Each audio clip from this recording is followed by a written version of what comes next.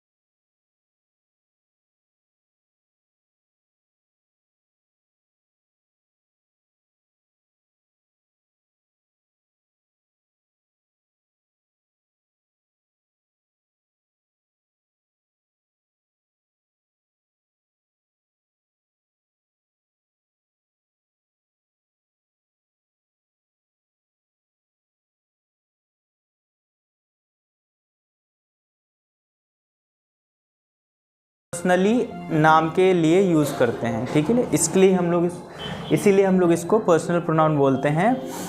और जो आपने डेफिनेशन बताई है वो सिर्फ और सिर्फ इसी पे लागू होती है, पर्सनल प्रोनाउन पे। The word which is used at the place of noun is called pronoun. तो यही वर्ड्स बस नाउन की जगह पे यूज़ होते हैं, लेकिन प्रोनाउन और भी चीज़ें होती हैं, वो हम आगे पढ़ेंगे। ये लिख लिया? तो इसलिए इसको पर्सनल प्रोनाउन कहते हैं, क्योंकि ये पर्सनली हमारे नाम की जगह पे यूज़ किया जाता है, ठीक है। नेक्स्ट पे आइए। नेक्स्ट है पोजेसिव प्रोनाउन। पोजेसिव प्रोनाउन, ठीक है। आप पोजेसिव को समझते हैं। पोजेसिव का मतलब होता है, पोजीशन मतलब अधिकार, पोजीशन मतलब होता है अधिकार। तो पोजेसिव मतलब हो गया अधिकार जताने वाला। पोजेसिव प्रोनाउन का मतलब क्या हो गया? अधिकार जताने वाला। तो ऐसे वर्ड्स जिनसे हम चीज़ों पर अधिकार जमाएंगे उनको हम बोलेंगे पोजेसिव प्रोनाउन। जैसे आपने कहा दिस इज पेन, यह पेन है, दिस इज पेन। लेकिन अभी क्या है, दिस इज पेन किसी का भी हो सकता है। आपने यहाँ पे लगा दिया, मैं योर लगा दिया, दिस इज योर पेन। अब आपका उस पर अधिकार हो गया, समझ में आया? इसके जगह हम लगा दें माई, दिस इज माई पेन, मेरा अधिकार हो गया। तो कौन से वर्ड हैं जो अधिकार जमा रहे हैं? Your, my, her, his, her, self वाले नहीं, एटसेट्रा। ठीक है, समझ में आया? पोजेसिव प्रोनाउन क्यों बोलते हैं इनको? क्योंकि इनसे हम अधिकार जमाते हैं, that's why it's called possessive pronoun. समझ के पढ़िए क्यों कहते हैं, तो समझ में आएगा और आगे तक याद रहेगा। लिख लिया? आगे बढ़े। पोजेसिव प्रोनाउन के बाद में और कौन सा आता है? ऑब्जेक्टिव। ऑब्जेक्टिव एक्चुअली कई अलग अलग तरीके से कुछ प्रोनाउंस को बोला जाता है, सब्जेक्टिव, ऑब्जेक्टिव, लेकिन हम लोग दूसरे नाम से पढ़ेंगे। इससे पहले हम लोग पढ़ते हैं डिमॉन्स्ट्रेटिव। डिमॉन्स्ट्रेटिव प्रोनाउन नेक्स्ट है। Demonstrative pronoun. डिमॉन्स्ट्रेट का मतलब क्या होता है, इसको समझ लीजिए, आगे खुद ही समझ में आ जाएगा। डिमॉन्स्ट्रेट का मतलब क्या होता है? प्रदर्शन करना, तो डिमॉन्स्ट्रेटिव मतलब प्रदर्शन करने वाला, प्रदर्शन करने वाला, डिमॉन्स्ट्रेटिव मतलब हो गया प्रदर्शन करने वाला। ऐसा शब्द जो प्रदर्शन करता हो, मतलब इंडिकेशन एक तरह से, ठीक है। डिमॉन्स्ट्रेट का मतलब इसी से डेमो बनता है, आपने देखा होगा डेमो, इसी को शॉर्ट में डेमो बोलते हैं। आप बोलते हैं ना डेमो करके दिखाओ, एक मतलब प्रदर्शन करके दिखाओ, ठीक है। तो डिमॉन्स्ट्रेटिव प्रोनाउन ये सिर्फ 4 होते हैं, दिस, दैट और दीज, दोज। प्लूरल में आप दिस दोज का यूज़ करते हैं, सिंगुलर में दिस दैट का यूज़ करते हैं। दिस पड़ोस की चीज़ के लिए यूज़ करते हैं और दैट दूर की चीज़ के लिए यूज़ करते हैं, लेकिन नज़रों के सामने होनी चाहिए। डिमॉन्स्ट्रेटिव प्रोनाउन है ना ये, जब आप किसी चीज़ को डिमॉन्स्ट्रेट करके उंगली दिखा के ऐसे कहते हैं ना, दिस इज़ माई पेन, है ना, दैट इज़ माई चेयर, आप जब उसकी तरह इशारा करके बोलते हैं तब आप दिस का यूज़ करते हैं। अदरवाइज़ इनकी जगह पे आप क्या बोल देते हैं, इट का यूज़ कर देते हैं, अगर वो चीज़ सामने नहीं है तो डिमॉन्स्ट्रेटिव प्रोनाउन इसीलिए बोलते हैं क्योंकि इन चीज़ों का यूज़ जब भी करते हैं वो चीज़ हमारे सामने होती है और हम उसकी तरफ इशारा करके बोलते हैं, प्रदर्शन करके, है ना। जैसे दिस इज़ माई चेयर, ऐसे बोलें दिस इज़ माई चेयर, इशारा करके बोला हमने, डिमॉन्स्ट्रेट किया ना, that's why it's called demonstrative pronoun. समझ में आया सभी को?